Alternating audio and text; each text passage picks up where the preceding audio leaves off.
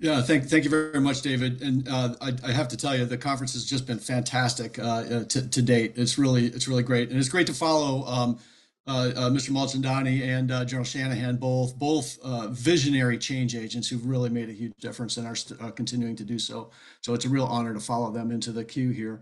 Hey, I'd like to start with a conversation about digital transformation. And we intentionally use that word in this conversation. It's not digital modernization. It has to be digital transformation. And the era that we're in creates opportunities to not just do what we did before in maybe new ways, but it gives us opportunities to meet our mission, our warfighting mission requirements in completely new ways, in ways that we are not used to thinking about. And I think to really understand it, you have to go back to a really important technologist, Abraham Lincoln, in 1862, said this: "As our case is new, so we must think anew and act anew. We must disenthrall ourselves, and then we shall save our country." And that is such a powerful quote in an era of transformation, because what disenthralls us, what drags our eyes away from the target, what drags us away or inhibits our ability to actually make the changes that are required, the kind of things that we just heard in the last brief, are really important. And so, our the premise of all of us on this panel is that our warfighters deserve the same kind of competitive advantage that AI and other digital technologies have enabled in the commercial space. Our warfighters deserve competitive advantage, and they deserve it now. So how are we going to do that? We're very lucky on this panel. We have three superstars to help pull the threads on this, each one representing a different segment of the broad enterprise addressing this problem. First, we're going to have Stacy Kubicek. She's the Vice President and General Manager for the Mission Solutions line of business within Lockheed Martin Space. In this role, she's responsible for approximately 4,500 or 4,600 employees and a multi-billion-dollar portfolio focused on delivering and operating mission-critical hardware and software solutions for government, defense, and intelligence agencies. She provides end-to-end thought leadership for the business and is growing key capabilities in areas such as 5G, from space, cyber, artificial intelligence, machine learning, and joint all-domain operations. It's really exciting to have Stacy here. We also have Brian Baritt. Brian Baritt is the CTO at Aalyria, an early-stage Google spinout, where he supports the back-end infrastructure for orchestrating networks across land, sea, air, and space. Prior to joining Aalyria, he's just got a wonderful background. He established a new industry consortium for 5G, non-terrestrial networks, and supported open source connectivity at Meta.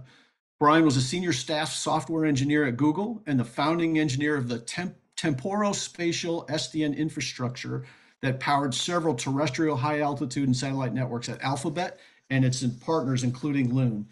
And then our third panelist is Major General retired Alan Day. He's the Vice President for Logistics and Sustainment Strategy at Salesforce in their global public sector organization. He's responsible for delivering customer success through digital transformation strategies focused on cloud adoption and software as a service solutions. Alan joined Salesforce after retiring from a 32-year career in the United States Air Force. He did some dramatic things in his final assignment. He served as the Director of Operations for the Defense Logistics Agency. And when you think about the scope and scale of what that agency does, it's just absolutely incredible and global. He directed global mission execution for 28,000 personnel to support all of DoD and 40 government agencies with all of the things that DLA provides, which is pretty much everything. He also managed business operations within the $41 billion Defense Working Capital Fund. So with these three, I think we're really going to get down to what are those things that enthrall us? What are those things that we need to overcome? And how do we actually bring a digital transformation to bear from three very distinct lenses? So we're gonna just crank right on with questions here. So Stacy, thank you so much for joining us today. Let's begin with you. So when we talk about digital transformation, I mean you bring the perspective of a major defense prime. So from that viewpoint, the viewpoint of a defense major, like what are you doing to advance digital transformation and AI programs at scale? No, I appreciate it. And thank you for the introduction. It's a pleasure to be here today. Truly appreciate it. When we look at it from a scalability standpoint, that's really kind of how we look at it. In digital transformation, AI is a piece of it. You hit on the AI piece, and I can hit on that for the purposes of today's discussion. But it is definitely not an if or a when, but where can we? Where else can we? How are we thinking broader, bigger, the impact, kind of to your introduction as well, Aaron, the needs of what we need from a warfighting standpoint across the board is so critical now. And so we really need to be thinking bigger picture and how we can start integrating a lot of the things that are already there into the things that we need for the future as well. You brought up we're a large defense contractor, absolutely. But what that brings is the diversity, right? We bring a variety of capabilities and products. And so with that, even just internal to Lockheed Martin, we needed to find a way to drive synergies across the corporation, which is actually the precipice. We created something called the Lake within Lockheed Martin, which is Lockheed Martin AI Center. The center leads our AI factory, which is kind of an internal ecosystem for developing and productizing AI solutions at scale across multiple domains. And that's really where we see a lot of the crux of why we need AI is to be at scale, to be able to get things faster to the warfighter, right? So what benefits does this really provide for us? That AI factory really streamlines access to computing support, data, software, AI security by eliminating complexities in the infrastructure and some of the machine learning operations that we have that can sometimes burden teams, right? Add time to development. So specifically in space, which I work in a business area, we're advancing AI both in hardware and software. I think sometimes we focus on one or the other. Really, it is that critical integration of those, specifically software, which aligns with my line of business. There's a lot of contracts where we have research and investment where we're operationally deploying AI and ML algorithms with our customer mission data to support real world events, real time, and really help to drive a decrease in the analysis or sensor to shooter timelines. So in other words, we're definitely trying to figure out how do we become more effective and faster in the quote unquote fight that we have, and really focusing on how we can advance our AI capabilities for our customers. You mentioned in the introduction, our customers are really fighting those critical missions and they need solutions faster. And that's really getting at the crux of why we need AI at scale across so many things and driving those advancements into our process so we can decrease those timelines. We actually just were awarded a really unique contract, a little bit outside the box of what we're talking about here today, but it's with NOAA. So this just highlights how broad spectrum AI is becoming and how important digital transformation is, where Lockheed Martin's actually building a digital twin that's fusing together multiple satellite and ground-based data sources to provide the agency with a clear picture of current global conditions. So how do we continue to look at opportunities to fuse data to make decisions faster, no matter what environment it might be in, right? And so, when we look forward for AI advancement, that's really how do we get this capability to the leading edge to the fight and bring the most benefit to our customers as quickly as we can. And that's what's going to really start opening up a lot of possibilities for us from a digital transformation standpoint.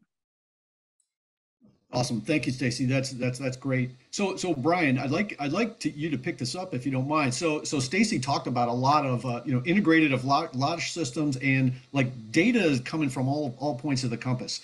So you bring an amazing software perspective, and the DoD has historically been a hardware-based organization that now really struggles with how do you handle software-based capabilities? How do you transform the way you do business from soup to nuts all the way through? So we think a lot about individual software applications, but how do you think that we should be thinking about scaled requirements for defense? What does software at scale mean in this digital transformation? Yeah, I think software at scale looks different if you're looking at it happening in what many of us would think of as the top software organizations in our country versus the way we typically see it done in DoD or groups supporting government agencies. It might surprise people to learn that, at Google, right, where we're running massive software services that support the world at scale with a massive network and data center fleet. Software is deployed continuously without any disruption or outage to Google Search and Google Maps and the things that you all would use every day. There's deploys that happen daily or weekly to the underlying infrastructure, and no one knows it. We tend to have a philosophy of achieving high availability services, not through bigger, thicker walls, but by assuming the underlying infrastructure ought to be ephemeral and building software that can survive any kind of outages to underlying systems. It might also be surprising to know that you won't find an ICD document anywhere in Google for interconnecting large-scale software systems with each other. The entire organization, and this is true for Meta or for other FANG companies that are doing software at scale, that the software interfaces between systems are defined in formats that are both human and machine readable, that can auto-generate code stubs for software jobs to talk across each other.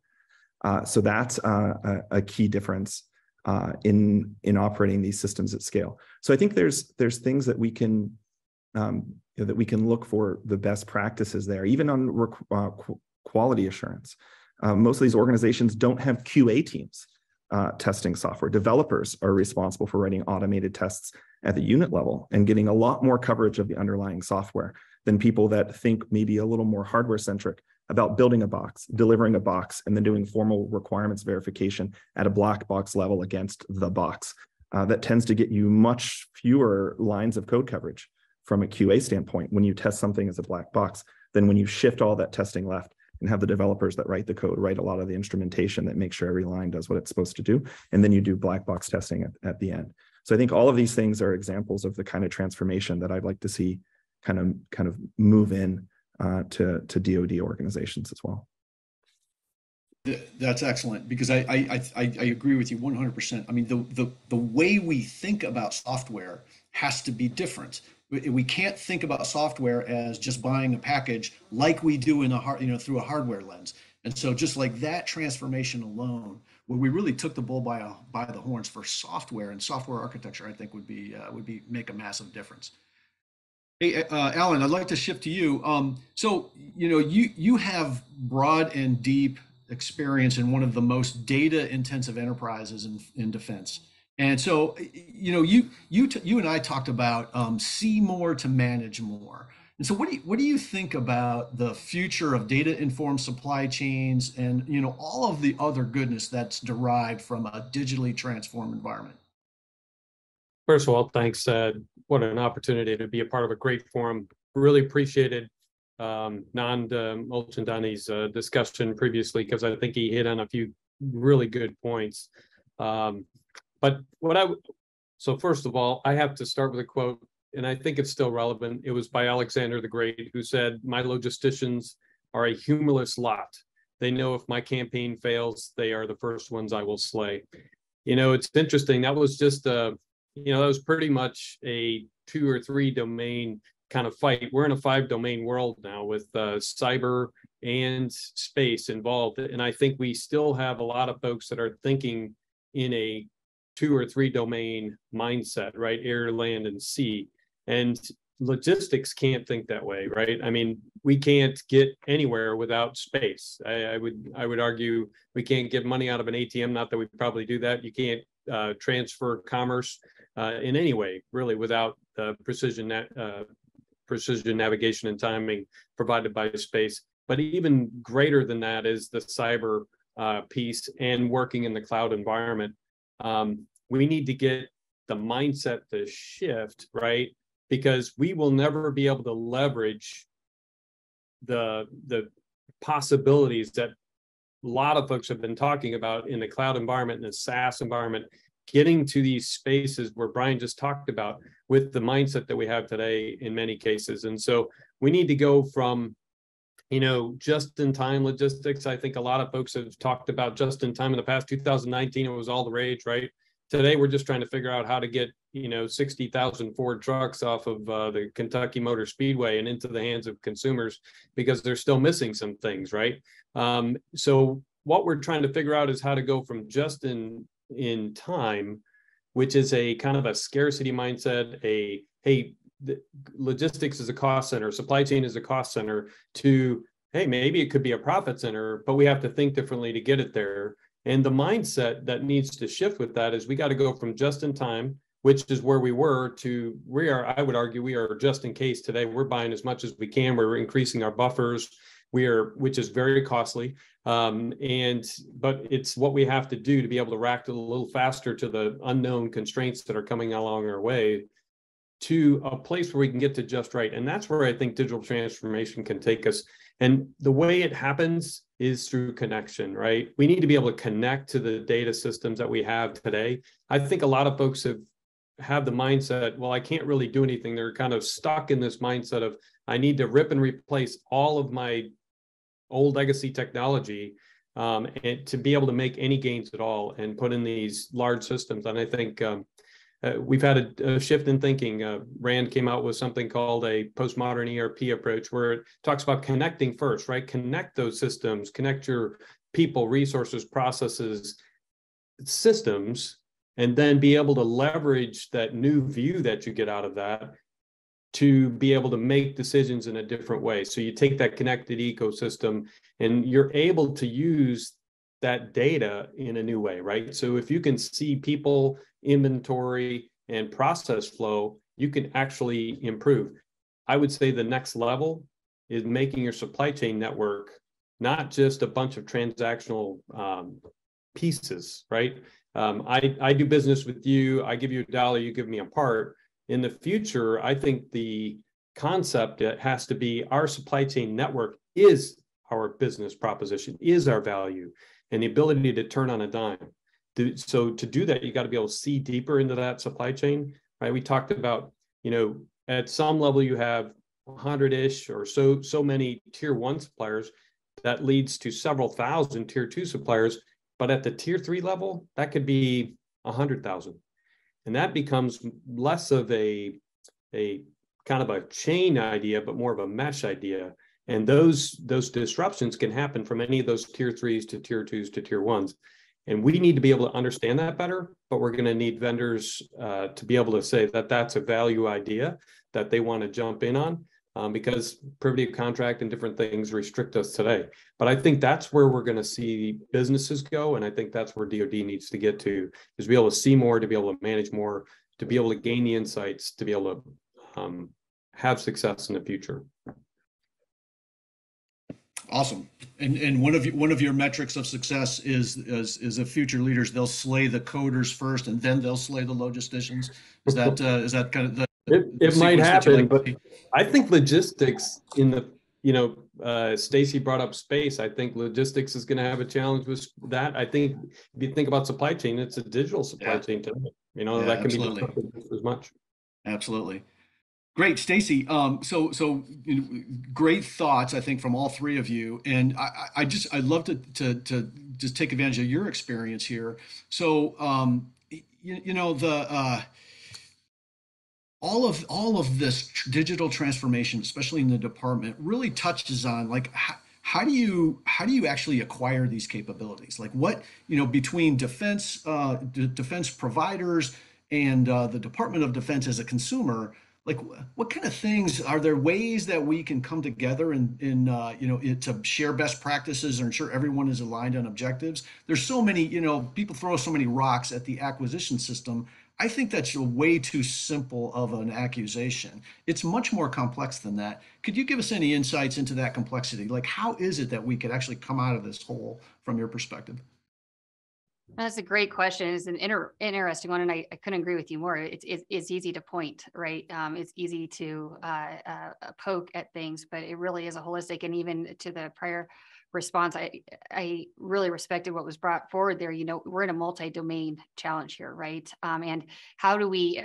I like the word, the mesh network of it. Everything's becoming a node in that system, right? And for it to all operate effectively and to get the desired effects that we need, we absolutely need to be able to bring all that together, space included, with cyber, everything, air, land, sea. It's all got to come together to create the desired effects that we need to continue to move forward.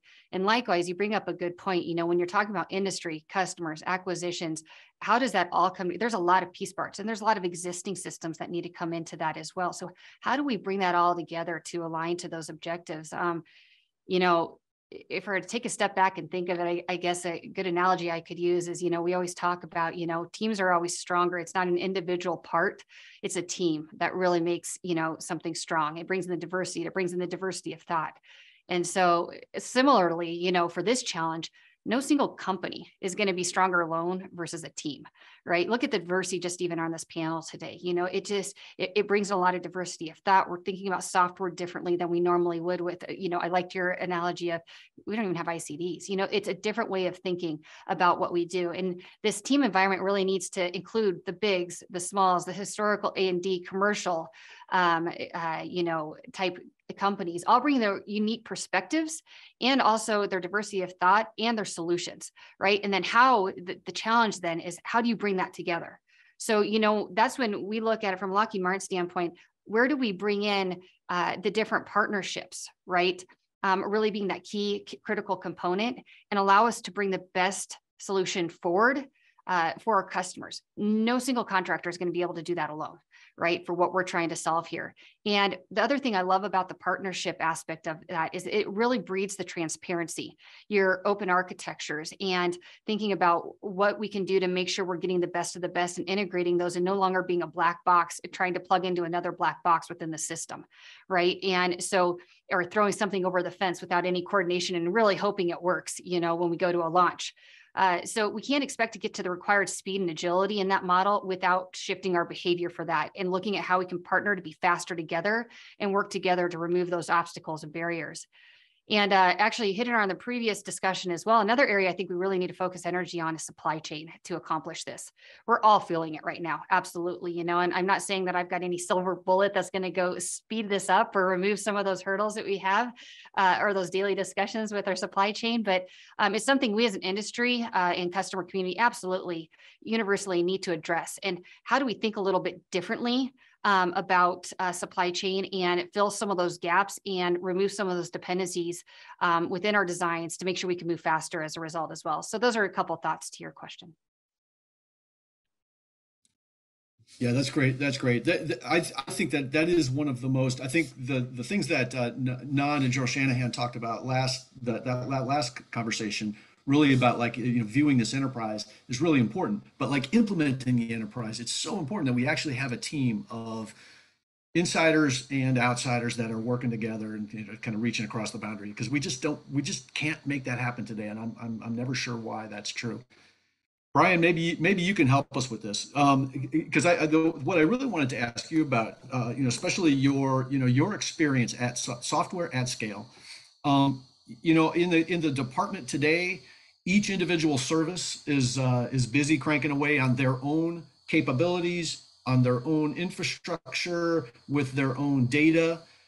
And tribalism is a pretty powerful force, right? And so the ability to actually gain shared awareness, the ability to actually have a software enterprise and a data enterprise that crosses all domain boundaries. What actually, take these miniature enterprises service by service and actually turn this into delivering data and code at scale across the larger defense enterprise. Any help you can offer there? Yeah, so we had a very similar problem, I guess, at Google for building an all-domain network at scale. I think in Google's history, the challenge made to connect the next 3 to 5 billion people to the internet meant that the organization over the last 8 years worked on everything from low Earth orbit satellite constellations to high altitude solar UAVs to balloon-based internet to terrestrial millimeter wave meshes. And kind of rather than having each of those systems think of themselves first as a satellite project or the next as a balloon project or the next as an unmanned aircraft project, building their own bespoke software backend designed to solve their problem, we kind of recognized that from a networking standpoint, those 4 projects had a lot in common. They all had highly directional steerable beams of different frequency bands. They had a variety of altitudes. They had things that were constantly in motion relative to each other. They had highly directional links that would face different obstructions or impairments in different weather environments. And so we kind of put the network architecture first and built a common solution that went across all of these domains from the ground up. And that's the basis of the Google project that spun out into Aalyria today. I think a lesson learned that we're starting to understand even from the commercial space operators is that when you think about your network as something subordinate to the vehicle you're procuring, right? If you think you're going to your satellite manufacturer and asking them to provide the operating system for your constellation, and they build something bespoke to that satellite, you might end up with something that only works with that satellite from that vendor. And you want to add a second generation satellite constellation later from a different satellite manufacturer. A bunch of stovepipe things that you have to integrate later is a bigger challenge than if you think from a systems standpoint that my network or my architecture might be at the top of my work breakdown structure. And maybe what I should be doing is issuing contracts that ask other people to please be compatible with it, right? And I think that was less important in a world with geostationary satellites, because each one was kind of independent of each other one. But when you think about inter-satellite linked and inter-vehicle linked and inter-network systems that span land, sea, air, and space, I think it's all the more important to think network architecture first and procuring things that fit into it than the reverse. Awesome. Thanks, Brian. And I wonder, and if, is it too late? When is it ever too late to start to take that mindset, so that you can actually start change right away? And that's, I think that's a real challenge for all the services that are developing their own capabilities. When do they jump and take risk, by jumping with another service? You can chime in, please. Yeah, and just to add, I think it goes back to something Alan said, which I think was quite wise, is that when you at least start to put together a software platform and framework, and it should be one based on open APIs and open standards, but one that gives you visibility into the network holistically across all domains. And then you can understand and see that, well, right now, I may have a bunch of partitioned graphs because I have certain network protocols that aren't interoperable with these other networking assets over here. And that's okay right now, but you can take stock of the situation. You can see the kind of connectivity paths you can build today. And then you can understand that if only I were to make this incremental change or make that incremental change or modernize this piece or that piece, now I start to bring these disconnected graphs together and they start to internetwork and interoperate. But it's that at least giving yourself not only a holistic view, but the customers that are going to request dynamic transport across the network, that holistic view, and then to be able to model out different scenarios and different programs where you might make things interoperable incrementally. That's really kind of your way to bootstrap in, and to have a software mindset that makes you open to do this continually and in a spiral development fashion, where you continually iterate and incrementally kind of move your way towards this interoperable future. Excellent.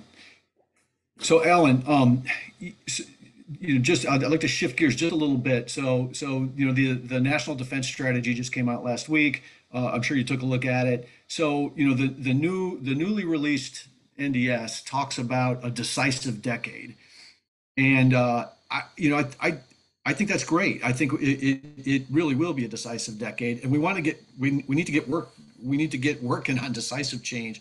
So in a transformed environment, like, we have this opportunity, right, to actually make ourselves competitive in a decisive way, right?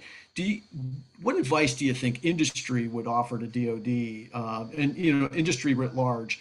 And you've touched many of them, to accelerate our partnerships, to actually become decisively competitive.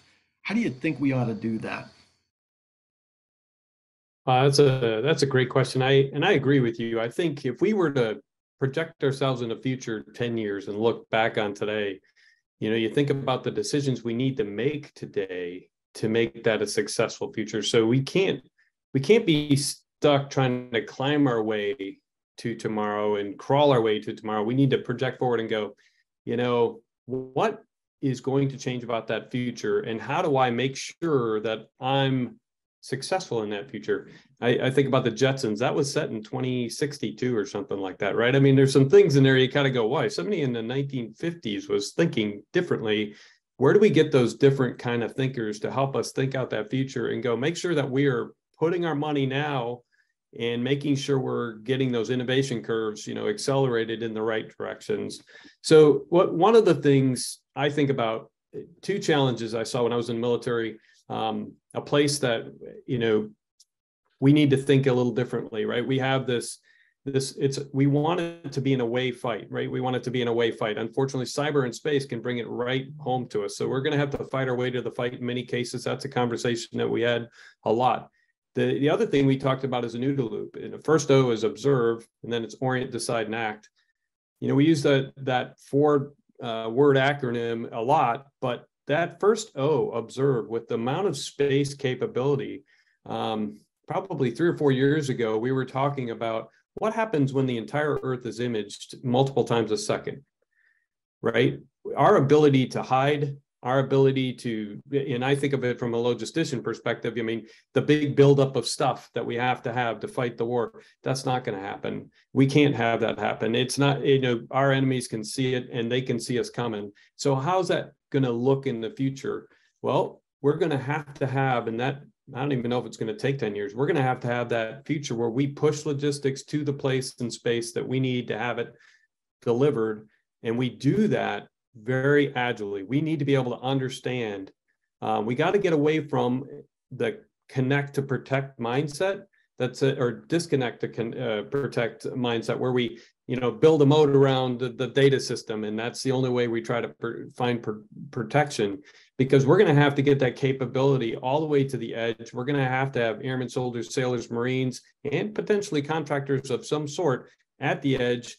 But these have to be empowered individuals that can actually not necessarily code in Python or something, but to be able to move the data around to be able to see what really is. And they need to be able to do that so they have the relevant decision-making capability at the edge. That, to me, is going to be the difference. And logistics and supply chain, supply networks, they need to be able to think that way. Well, that means they have to be connected, right? And today, some of our business is built on being disconnected, and that's our IP. And I would love to get Stacy's view on this, but I know in the government, that was one of our biggest challenges. The data is the new oil, but the mindset needs to be, our business proposition needs to be, if we're connected, we're better. If we are able to make decisions, see each other's situation, become a sensor net, not just a supply chain network, right? Be a sensor net for the good of all. And how do we make that happen? It starts with connection, API-led integration, those kinds of concepts, to be able to bring the data together so that we can have the right kind of conversations in the timing that's necessary. I think first mover advantage in a cyber and space environment is critical. And I think if you take away that first O, because everybody can see everything, the ability to ODA at machine, observe and then orient, decide, and act, that has to happen at machine speed. You can't be sending emails, digging into shared drives to be able to get to the decision material you need. And we sure can put that burden on our soldiers, sailors, airmen, and Marines going forward. Yeah, absolutely. Couldn't agree more. I mean, but it seems to me though, like when we talk about this, just like reading the NDS, for example, it talks a lot about how our enemies are gaining advanced capabilities.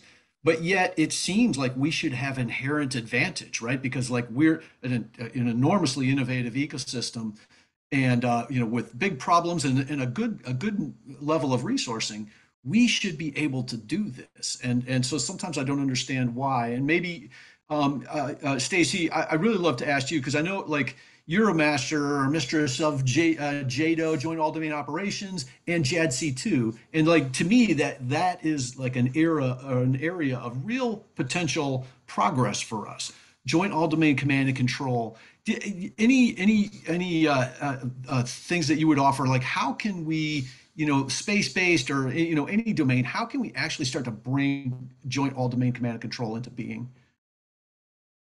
No, I appreciate the question. And just to piggyback off of what you were mentioning, yeah, IP is absolutely a critical component of that. And really what it comes down to is how do we get that decision advantage, right? It's how are we getting in front of that and move faster, to be able to adapt quicker and to get the data to the warfighter faster, and also let them trust it, right? They've got to be able to trust that data. So that gets into the whole security side of it, which brings in the whole cyber piece. So it really is that all domain operational standpoint. And, this is where I get really passionate about the space side of it, obviously, since I'm very much attached to that, but it's a critical component. And every single one of those domains is now a critical component for that kill chain moving forward.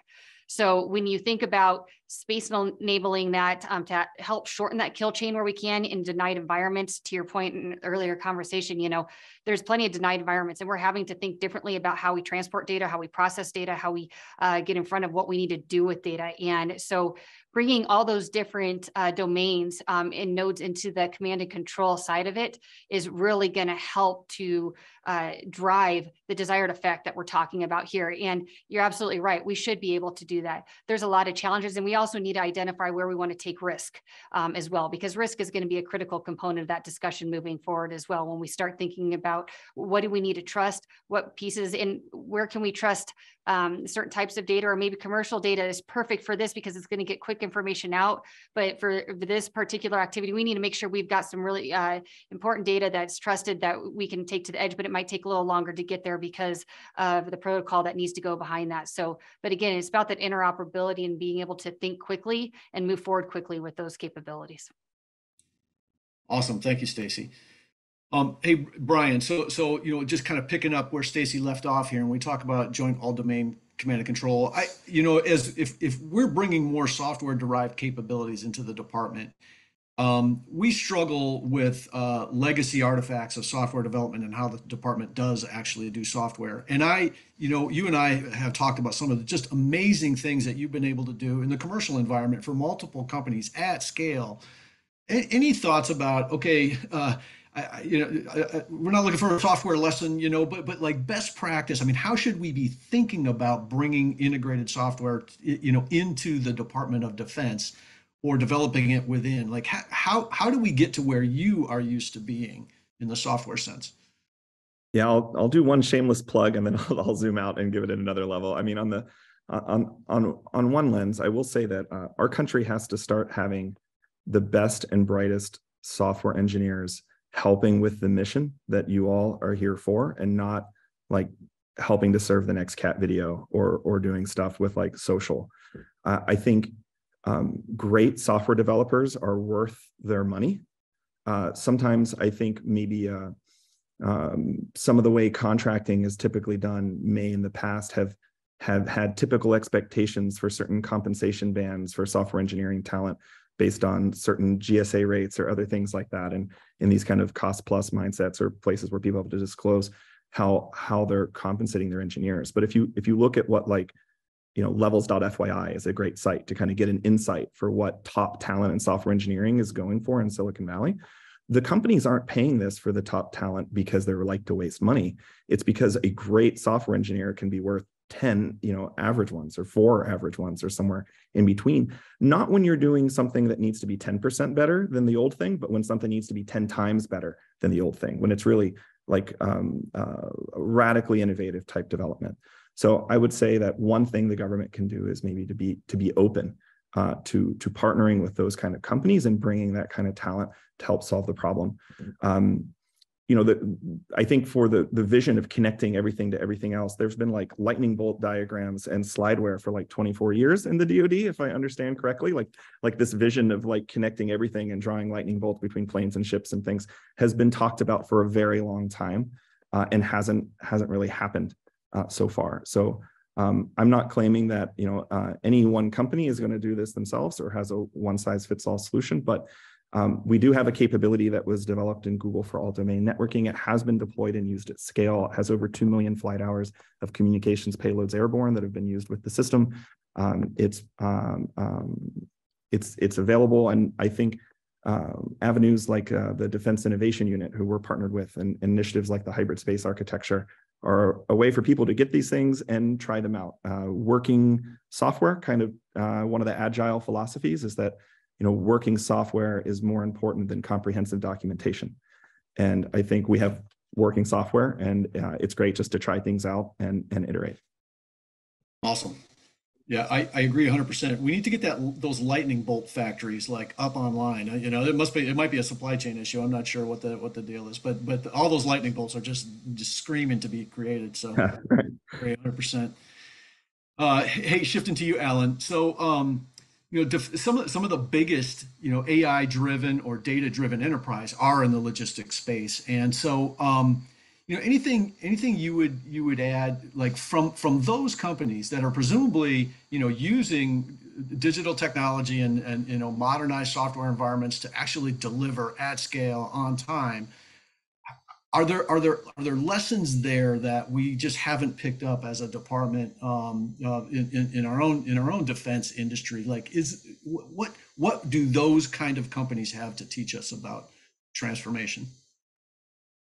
Wow, so much actually, but let me, let me take a cue from Brian. I'm doing a shameless plug for the logistics world here just a little bit. I think, I don't know if it was specifically stated in our national military strategy or national defense strategy, but I really think logistics, and we're seeing it in the current war in Ukraine, that logistics should be a strategic deterrent, right? In a sense, it's a line of effort. If you can prove that we can get there and execute, right, at scale, then that is a deterrent, has a deterrent effect on our enemies, right? And I think, so we currently have DIME, diplomatic, information, military, and economic. I think we should make it a log DIME or something, because I think in the future, I think our enemies are counting on us not being able to get there or being able to see us go.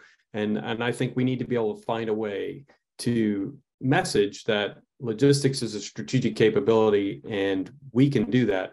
And you may not be able to because of some of the things we can do. So with that as a kind of a forefront, I think the AI piece, the ability to do AI is built on, I think, a platform of making sure you have the right machine learning models. Obviously, I mean, AI, you can't just sprinkle in AI, and you know this in spades, Mike. You can't just sprinkle in AI on something. You've got to have some data structure. You have to have some data modeling that, or data models that make sense. They're not biased. They will give you the answers that you need to get, not necessarily a biased answer. And so what I think logistics has done, I mean, I know in my previous experience, we were talking about additive manufacturing and how do you make sure that these massive models that the data models it takes to build a particular part, that somebody couldn't come in and have an effect by putting an occlusion in a bad place or something like that, being able to check these, and we were actually using AI to do that. I mean, that's a very simplistic idea, but this idea of knowing what you know about something, how do you know that that is true? And to Stacy and Brian have brought this both up. I mean, it's this idea of being able to trust what you're getting. We have these deep fake capabilities, is that a real person or is that not the real person? Is the messaging real? Is this what we, at the wrong times, we can be getting messages from places that look real, but are they? And I think AI can help us in some of those spaces as well. But specifically from a logistics space, right? We need to figure out how we can use things like, if you think about the logistics, when I was in high school, if I got a letter, in 2 to 3 weeks, that was fine. If I ever got, I lived in another country and I got letters sent to me and it was 2 to 3 weeks later and I get something. Today, if you don't get something in, 10 seconds, sometimes you're not happy. And I think Amazon has taken us from a perspective of, hey, it's okay to get something in a couple of weeks to, hey, if I don't get it in 1 day or 2 days, I'm not happy, right? So this mindset, we can learn a lot from these companies that have taken these logistics networks and built out AI-enabled capabilities that will shift, move, and distribute without the help of humans. Humans don't make all those decisions. Those are machine level. The key is we got to understand how they're doing it.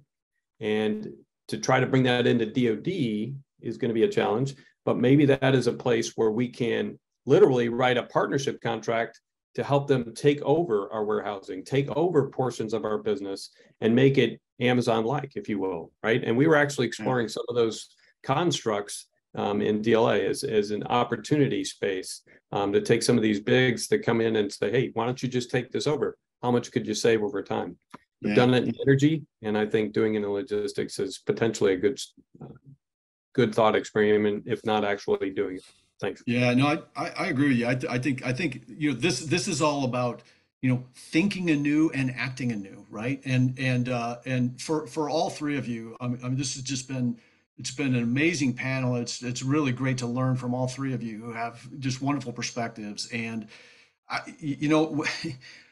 I keep coming back to Abraham Lincoln, right? We must disenthrall ourselves and then we shall save our country. Clearly the technology exists, the capabilities exist.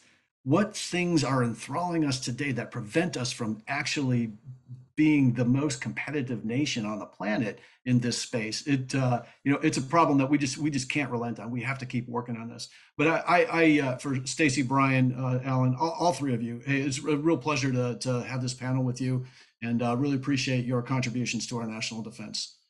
And David, with that, I'll hand it back over to you.